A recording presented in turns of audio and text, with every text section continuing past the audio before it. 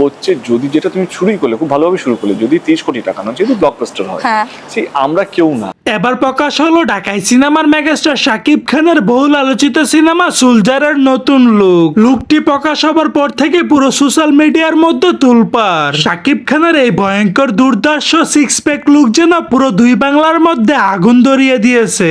এই লুক দেখে আবার হতবাক হয়ে পড়লেন ওপার বাংলার জনপ্রিয় সুপারস্টার দেব।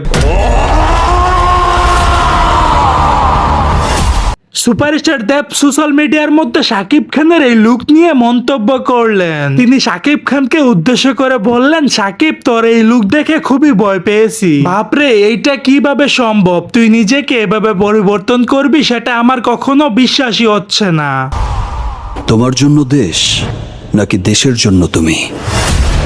শাকিব খানের এই লুকটি আপনাদের কেমন লাগলো? ব্যক্তিগত মতামতটি জানিয়ে দিবেন আমার ভিডিওর কমেন্ট বক্সে।